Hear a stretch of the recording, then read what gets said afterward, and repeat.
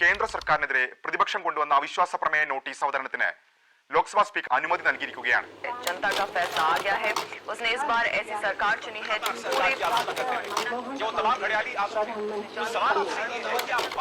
സർക്കാരിന്റെ ഭാവി തുലാസിലാണ്. എന്നാൽ സർക്കാരിനെ താങ്ങി നിർത്താൻ നിർണായകമായ കൊള്ളയടി മുതൽ കൊലപാതകം വരെയുള്ള കുറ്റകൃത്യങ്ങൾക്ക് ജയിലിൽ കഴിയുന്ന 6 ഇന്ത്യൻ നിയമനിർമ്മാതാക്കൾ അഥവാ പാർലമെന്റ് എംപിമാർ അവിശ്വാസ വോട്ടെടുപ്പിൽ പങ്കെടുക്കാൻ താൽക്കാലികമായി മോചിപ്പിക്കപ്പെട്ടു.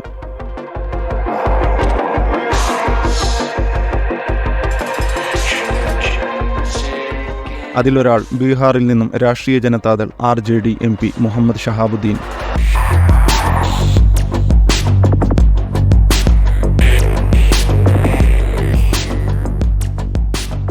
തന്റെ രാഷ്ട്രീയ എതിരാളിയെ കൊന്ന കേസിൽ ജീവപര്യന്തം തടവിന് കഴിയുന്ന അദ്ദേഹത്തിന്റെ മേൽ കൊലപാതകം, കവർച്ച, തട്ടിക്കൊണ്ടുപോകൽ എന്നിങ്ങനെ 40-ലേറെ കേസുകൾ ഉണ്ടായിരുന്നു. ഉത്തർപ്രദേശിൽ നിന്നും സമാജ്വാദി പാർട്ടി അഫിലിയേഷനുള്ള അത്തീഖ് അഹമ്മദ്. എത്ര പേരെ കൊന്നു കുഴിച്ചിട്ടു എന്ന് അങ്ങേർക്ക് പോലും അറിയില്ല. പക്ഷേ 160-ന് മുകളിൽ ക്രിമിനൽ കേസുകൾ രേഖപ്പെടുത്തിയിട്ടുണ്ട്. ഈ അടുത്ത് പുള്ളിയെ വെടിവെച്ച് കൊലപ്പെടുത്തി. ബീഹാറിൽ നിന്നും വീണ്ടും ഒരാൾ രാജേഷ് രഞ്ജൻ. കൂടെ മറ്റൊരാളും പുറത്തിറങ്ങി. തൊഴിലാളി സംഘടനയിലുള്ള ഒരാളെ കൊന്ന കേസിൽ ജീവപര്യന്തത്തിന് തടവിലായിരുന്നു രഞ്ജനും കൂടെയുള്ളയാളും ചേർന്ന് 100-ലേറെ കേസുകളുണ്ട്. ഇത്രയൊക്കെ ആയ സ്ഥിതിക്ക് പ്രതിപക്ഷം വെറുതെ വിടുമോ? ബഹുജൻ സമാജ് പാർട്ടി അഥവാ BSPയുടെ MP ഉമാകാന്ത് യാദവിനെ കാണാൻ ഹെലികോപ്റ്ററിൽ ജയിലിലേക്ക് വന്നു. ഫിറോസ് അഹമ്മദ് എന്നൊരാളുടെ വീട് JCB കൊണ്ട് ഇടിച്ചു പൊളിച്ച് ആകാശത്തേക്ക് വെടിയും വെച്ച് നാട്ടുകാരെ പേടിപ്പിച്ചതിന് ജയിലിൽ കഴിയുകയായിരുന്നു പുള്ളി. അങ്ങനെ ഇവരെല്ലാവരും പാർലമെന്റിൽ വന്ന് ആർക്കൊക്കെയോ വേണ്ടി വോട്ട് ചെയ്ത് തിരിച്ചുപോയി. അങ്ങനെ UPA സർക്കാർ ഭരണം നിലനിർത്തി.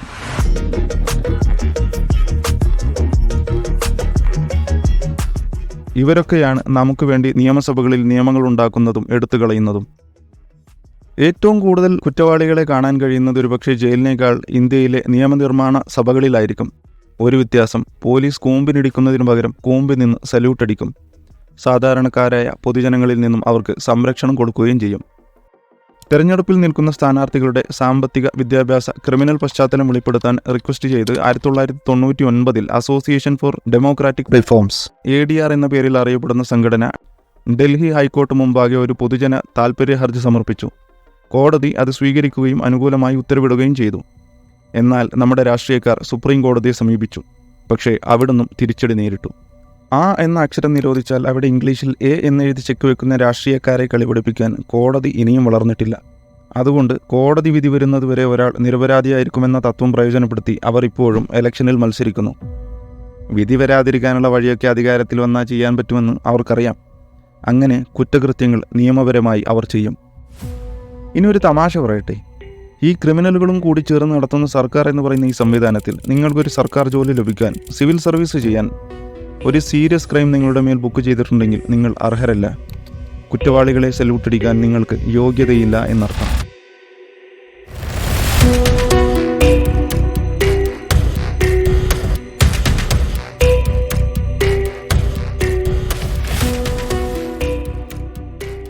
(2019) കണക്ക് പ്രകാരം ലോകസഭയിലെ 43% സദസ്യരും ക്രിമിനൽ കേസുകൾ നേരിട്ട് കൊണ്ടിരിക്കുന്നവരാണ്. അതിൽ 30% പേർ സീരിയസ് ക്രൈമുകളിൽ അകപ്പെട്ടവരാണ്. പലരുടെ മേലും കേസ് ചാർജ് ചെയ്തിട്ടുണ്ട്. എന്നുവെച്ചാൽ മൊത്തം സദസ്സിലെ 1/3 പേർ കൊടും കുറ്റവാളികളാണ് എന്നർത്ഥം. ഈ സീരിയസ് ക്രൈം എന്നാൽ നുള്ളിയതോ മാന്തിയതോ ഒന്നുമല്ല. കൊലപാതകം, കൊലപാതക ശ്രമം, തീവ്രവാദം, ബലാത്സംഗം, കിഡ്നാപ്പിംഗ്, കൊള്ള, കവർച്ച, സ്ത്രീകൾക്കെതിരെയുള്ള കുറ്റകൃത്യങ്ങൾ എന്നിവയൊക്കെ പെടും.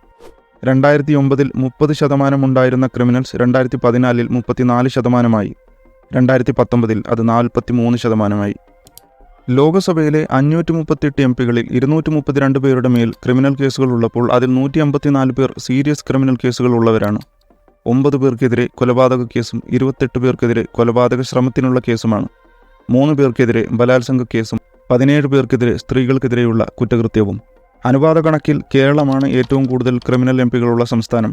29 MPമാരിൽ 23 പേരും ക്രിമിനൽ കേസുകൾ ഉള്ളവരാണ്. അതിൽ 10 MPകളുടെ മേൽ സീരിയസ് ക്രൈം കേസുണ്ട്. ബീഹാറിൽ 56 MPകളിൽ 41 പേരുടെ മേലും ക്രിമിനൽ കേസുകളുണ്ട്. കൊലപാതക കേസുകളുള്ള 11 MPമാരുടെ ലിസ്റ്റാണിത്. ഇത് പാർലമെൻറ്റിൻ്റെ കാര്യം. ഓരോ സംസ്ഥാനത്തെ നിയമസഭകളുടെ കാര്യവും മറിച്ചല്ല. ഒട്ട് 4001 MLAകളിൽ 1777 പേരുടെ മേൽ കേസുകളുണ്ട് എന്നുവെച്ചാൽ 44%. അതിൽ 1136 പേരുടെ മേൽ കൊലപാതക ശ്രമം, തട്ടിക്കൊണ്ടുപോകൽ, റേപ്പ് ഉൾപ്പെടെയുള്ള കേസുകളുണ്ട്. അനുപാത കണക്കിൽ ക്രിമിനൽ കേസുകളുള്ള ഏറ്റവും കൂടുതൽ MLAകൾ ഉള്ളതും കേരളത്തിലാണ്. ടോട്ടൽ 135 MLAകളിൽ 95 പേരുടെ മേലും കേസുകളുണ്ട് എന്നുവെച്ചാൽ 70%. അതിൽ 27% അഥവാ 37 പേരുടെ മേൽ സീരിയസ് ക്രൈമുകളാണ്.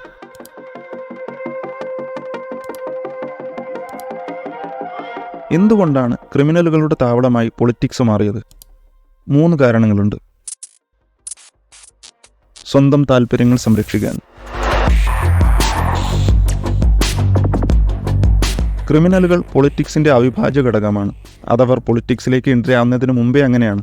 കൊള്ളയും കൊലപാതകവും ഭീഷണിയും നടത്തിയുണ്ടാക്കിയ കാശ് മോഹിച്ചെത്തിയ ഖദർദാരികളാണ് ക്രിമിനലുകളെ ആക്ച്വലി വളർത്തിയത്. അവരുമായി സന്ധി ചേർന്ന് തൻ്റെ ഇലക്ഷൻ ക്യാമ്പയിനിന് വേണ്ട കാശ് അവർ സംഘടിപ്പിക്കുന്നു. അവരുടെ കാശ് കൊണ്ട് ജയിച്ചു കഴിഞ്ഞാൽ പിന്നെ അവർക്ക് വേണ്ട വിടുപണി ചെയ്യും. ചിലപ്പോൾ കേസുകൾ പതിയെ ഇല്ലാതാക്കി കൊടുക്കും. കുറച്ചു കാലം മുമ്പ് വരെ ഇതങ്ങനെ നടന്നിരുന്നു. പിന്നീട് ഈ ക്രിമിനലുകൾക്ക് തന്നെ തോന്നി, ഞാൻ കാശ് കൊടുത്ത് എന്തിനാ അവരെ ജയിപ്പിക്കണം, ഞാൻ തന്നെ നിന്നാൽ പോരെ എന്ന്.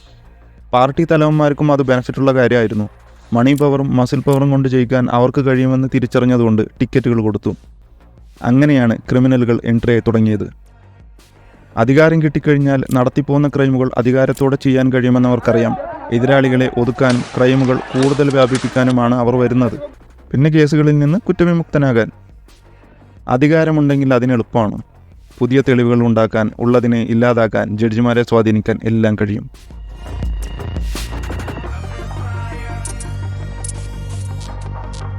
കുറ്റം ചുമത്തപ്പെട്ട MLA MP-കൾക്കെതിരെ ഒരു നിയമവുമില്ല. ഇവൻ സീരിയസ് ക്രൈം ആണെങ്കിൽ പോലും കോടതി വിധി വരുന്നതുവരെ അവർ അയോഗ്യരാവില്ല. ഈ കുറ്റങ്ങളെല്ലാം കെട്ടിച്ചമച്ചതാണെന്നും രാഷ്ട്രീയ ഗൂഢാലോചന ആണെന്നുമൊക്കെയാണ് അവരുടെ വാദം. ഈ ഷോറാബുദ്ദീൻ ഫേക്ക് എൻകൗണ്ടർ കേസ് തൻ്റെ മേലെ കോൺഗ്രസ് കെട്ടിവെച്ചതാണെന്ന് ആഭ്യന്തരമന്ത്രി അമിത്ഷാ പറഞ്ഞതുപോലെ बिल्कुल राजकीय द्वेष से प्रेरित मुझ पर एक केस दायर किया गया था. श्री अमित शाह संपूर्ण रूप से निर्दोष हैं. उन पर लगाए गए सारी बातें फैब्रिकेटेड हैं, राजनीति करने के हिस्से से किया गया है. ആ കേസിൽ മുഖ്യപ്രതിയായ അമിത്ഷായോട് നേരിട്ട് ഹാജരാവാൻ പറഞ്ഞ ജഡ്ജിയെ വിചാരണയുടെ തലേ ദിവസം സ്ഥലം മാറ്റുകയും രണ്ടാമത് വന്ന ജഡ്ജി ദുരൂഹ സാഹചര്യത്തിൽ മരണപ്പെടുകയും മൂന്നാമത് വന്ന ജഡ്ജി 2 ദിവസം കൊണ്ട് കേസ് തള്ളിക്കളഞ്ഞതും ചരിത്രം.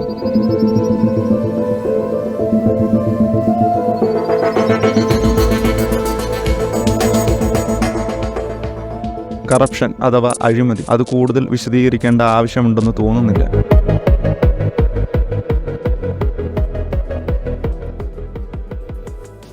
എന്തുകൊണ്ട് പൊതുജനങ്ങൾ അവർക്ക് വോട്ട് ചെയ്യുന്നു? ഒന്നാമത്തെ കാരണം നമ്മൾക്ക് അതിനെക്കുറിച്ച് അറിവില്ല എന്ന് തന്നെ. വോട്ടിംഗ് നമ്മുടെ അവകാശമാണ്, അധികാരമാണ്, മറിച്ചതാണ് എന്നൊക്കെ പറയുമെങ്കിലും നമ്മൾ ഏറ്റവും അനാസ്ഥയോടെ ചെയ്യുന്ന ഒന്നാണ് വോട്ടിംഗ്. പലപ്പോഴും സ്ഥാനാർത്ഥിയുടെ പേര് പോലും അറിയില്ല, പാർട്ടിക്ക് വേണ്ടി വോട്ട് ചെയ്യും. 5 കൊല്ലം കൂടുമ്പോൾ ഒരു ചടങ്ങ് പോലെ നമ്മളതങ്ങനെ ചെയ്യും. ഇങ്ങനെ വർദ്ധിച്ചു വരുന്ന ക്രിമിനലുകളെ നിയന്ത്രിക്കാൻ 2020 സുപ്രീം കോടതി ചില പ്രധാനപ്പെട്ട കാര്യങ്ങൾ ഉത്തരവിട്ടു. അസംബ്ലി, ലോക്സഭാ തെരഞ്ഞെടുപ്പുകളിലെ സ്ഥാനാർത്ഥികളുടെ മുഴുവൻ ക്രിമിനൽ ചരിത്രവും രാഷ്ട്രീയ പാർട്ടികൾ ഒരു പ്രാദേശിക പത്രത്തിലും ദേശീയ പത്രത്തിലും പാർട്ടികളുടെ സോഷ്യൽ മീഡിയ ഹാൻഡിലുകളിലും പ്രസിദ്ധീകരിക്കണം. സ്ഥാനാർത്ഥിയുടെ ക്രിമിനൽ ചരിത്രം വിശദമായി നൽകുകയും അവരുടെ കുറ്റകൃത്യങ്ങളുടെ സ്വഭാവം, അയാൾക്കെതിരെ ചുമത്തിയ കുറ്റങ്ങൾ, ബന്ധപ്പെട്ട കോടതി, കേസ് നമ്പർ മുതലായവ ഉൾപ്പെടുത്തുകയും വേണം. കുറ്റാരോപിതനായ സ്ഥാനാർത്ഥിയുടെ യോഗ്യത അയാളുടെ ക്രിമിനൽ പശ്ചാത്തലത്തിന്റെ കളങ്കം തള്ളിക്കളയാൻ തക്കവിധം എങ്ങനെ മതിപ്പുളവാക്കി എന്നൊരു രാഷ്ട്രീയ പാർട്ടി പൊതുജനങ്ങളോട് വിശദീകരിക്കണം. നമ്മുടെയൊക്കെ ഈ ബിസി ലൈഫിൽ ഇതൊക്കെ വായിക്കാൻ എവിടെ നേരം, അല്ലേ? പിന്നെ സ്കൂളിൻ്റെ പടി പോലും കാണാത്തവർ ഇതൊക്കെ എങ്ങനെ വായിക്കാനാണെന്ന് എനിക്കിതുവരെ മനസ്സിലായിട്ടില്ല. രണ്ടാമത്തെ കാരണം ഭയങ്കര കോമഡിയാണ്. തമ്മിൽ ഭേദം തൊമ്മി എന്ന ലൈനാണ് ഒട്ടുമിക്കതും. സ്ഥാനാർത്ഥികളിൽ ഏറ്റവും കുറച്ച് കക്കുന്നവർ ആരാണ്, ഏറ്റവും കുറവ് ഉപദ്രവം ആരിൽ നിന്നുണ്ടാകും എന്ന് നോക്കിയാണ് നമ്മൾ വോട്ട് ചെയ്യുക. 3, നമ്മളത് കാര്യമാക്കുന്നില്ല എന്നാണ്. ഇവൻ 1 അടിച്ചാൽ അവർ 2 അടിക്കും. ഇങ്ങനെയാണ് രാഷ്ട്രീയം വർക്കാവുന്നത് എന്ന് നമ്മളങ്ങ് ശീലിച്ചു പോയി. അതുകൊണ്ട് അവരുടെ ക്രിമിനൽ ചരിത്രം ആരും അന്വേഷിച്ചു പോകില്ല. രാഷ്ട്രീയത്തിലേക്ക് കടന്നു വന്നാൽ കേസുകൾ ഉണ്ടാവാനുള്ള സാധ്യത കൂടുതലാണ്. ജനങ്ങളെ കയ്യിലെടുക്കാനുള്ള പ്രസംഗങ്ങളിൽ കത്തിക്കയറി വിടുവായത്തം പറഞ്ഞുണ്ടാകുന്ന കേസുകളും കരുതിക്കൂട്ടിയല്ലാത്ത അപകീർത്തി കേസുകളും രാഷ്ട്രീയത്തിൽ സഹജമായി കണ്ടുവരുന്നതാണ്. एक छोटा सा सवाल, इन सब के नाम, इन सब चोरों के नाम मोदी मोदी मोदी कैसे हैं? എന്നാൽ സീരിയസ് ക്രൈമുകൾ വ്യത്യാസമുണ്ട്. പ്രസംഗത്തിൽ ജാതിയും മതവും പറയുകയും അന്യമതസ്ഥരെ കൊല്ലാനും ഓടിക്കാനും ആഹ്വാനം ചെയ്യുന്നവരും തീവ്രവാദികളിൽ കുറഞ്ഞ ഒന്നുമല്ല. আসামে উত্তরপ্রদেশে কর্ণাটকে এই শয়তানদেরকে আমাদের সরকার গুলি করে মেরেছে, কুকুরের মতো তুলে নিয়ে গেছে, আমার কেসও দিয়ে।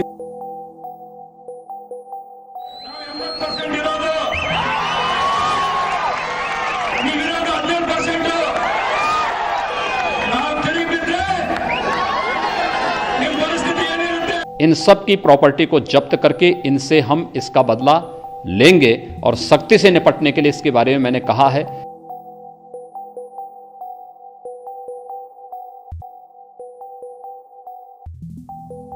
ನಿಮಗೆ ಇಲ್ಲಿರ್ತಕ್ಕಂಥ ಜನ ಬಹುಸಂಖ್ಯಾತರು ತಾಳ್ಮೆ ವಹಿಸಿದ್ದಾರೆ ಅಂತ ನೀವು ಎಲ್ಲ ಕಡೆನೂ ಬೆಂಕಿ ಹಾಕ್ತಾ ಇದ್ದೀರಿ. ಅವರು ರೊಚ್ಚಿಗೆದ್ರೆ, ಅವರ ತಾಳ್ಮೆಯ ಸಹನೆಯ ಕಟ್ಟೆ ಹೊಡೆದ್ರೆ ಆಮೇಲೆ ಏನಾಗುತ್ತೆ ಅನ್ನೋದ್ರ ಬಗ್ಗೆ ನೀವು ಒಂದ್ಸರಿ ಹಿಂತಿರುಗಿ ನೋಡಬೇಕಾದ ಅವಶ್ಯಕತೆ ಇದೆ. ನಮ್ಮ ಸಹನೆ ದೌರ್ಬಲ್ಯ ಅಲ್ಲ.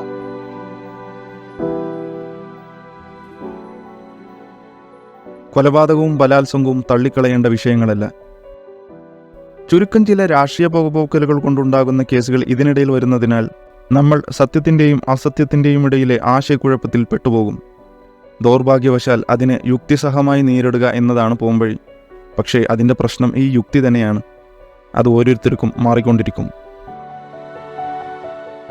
4 ഇത്തിരി പ്രശ്നമാണ്. സ്ഥാനാർത്ഥി 4 ആളെ കൊന്നാലും 10 ആളെ റേപ്പ് ചെയ്താലും എനിക്കിഷ്ടമാണ്. അന്ധമായ ആരാധന. ആരാധ്യർ എന്ത് തെണ്ടിത്തരം കാണിച്ചാലും അത് മഹത്തരമാണ്. അവർ മുഖത്ത് തുപ്പിയാലും അമൃതാണ്. ഈ ആരാധനയ്ക്ക് പല കാരണങ്ങളുണ്ട്.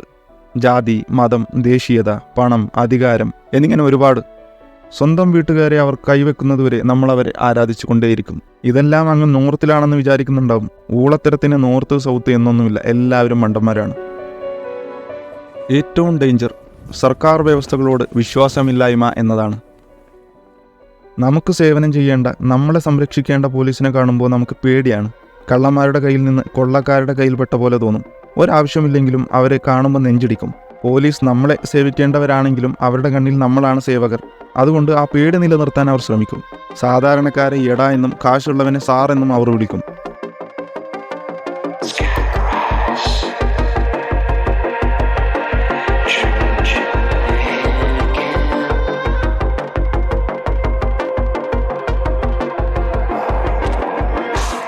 വണ്ടി ഇടിച്ചു കൊന്ന കളക്ടർ സാറിന് വേണ്ടി തെളിവുകൾ ദുർബലപ്പെടുത്തി അട്ടിമറിക്കാൻ ശ്രമിക്കും. ഹത്രാസ് കേസ് പോലെ ബലാത്സംഗം ചെയ്തു കൊല്ലപ്പെട്ട 19-കാരിയെ ബലാത്സംഗമേ നടന്നിട്ടില്ല എന്ന് പറയാനും പുനർപരിശോധനയ്ക്ക് ഒരു സാധ്യതയും ബാക്കി വെക്കാതെ സ്വന്തം കുടുംബത്തെ അറിയിക്കാതെ നട്ടപ്പാതിരാക്ക് കത്തിച്ചു കളയാനും പോലീസ് മടിക്കില്ല. അങ്ങനെയുള്ള ഒരു ഏർപ്പാടിൽ നിന്ന് നീതി ഒട്ടുമിക്കവരും പ്രതീക്ഷിക്കില്ല. പലരും ഗതിയില്ലാതെ പോകുന്നതാണ്.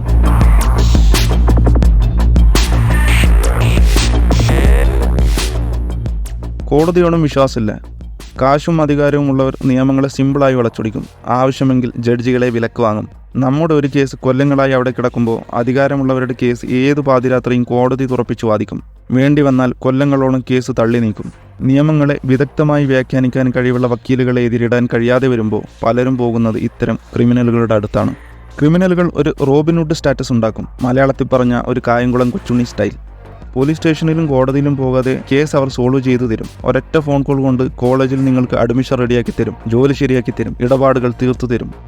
ഇത്തരം പരിപാടി ഇങ്ങ് കന്യാകുമാരി മുതൽ അങ്ങ് കാശ്മീർ വരെയുണ്ട്.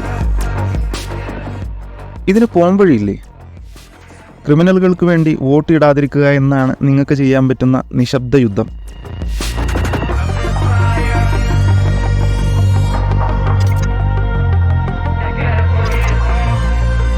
രണ്ടാമത്തേത് പോരാട്ടം.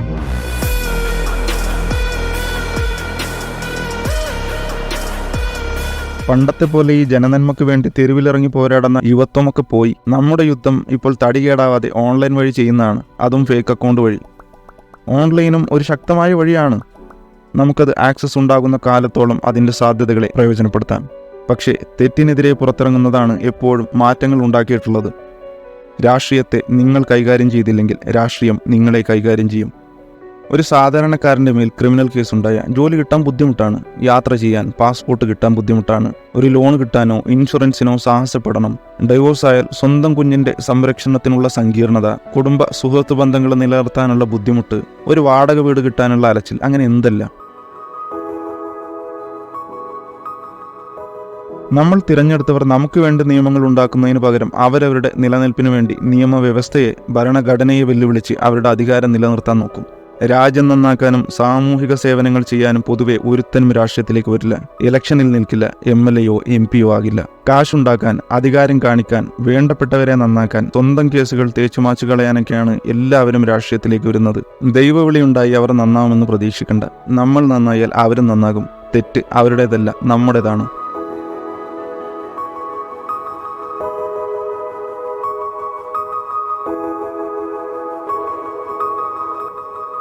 $130 കോടി പേര് ഭരിക്കുന്നത് 4500 പേരാണ്. അവരുടെ അടിമകളാണ് അവരുടെ ആർമി. ആ ആർമിയിൽ നിങ്ങളുണ്ടോ എന്ന് മാത്രം നോക്കിയാൽ മതി. ജനാധിപത്യം ആയിരിക്കുന്നതുവരെ നിങ്ങൾക്ക് സ്വന്തം തീരുമാനമെടുക്കാൻ അധികാരമുണ്ട്.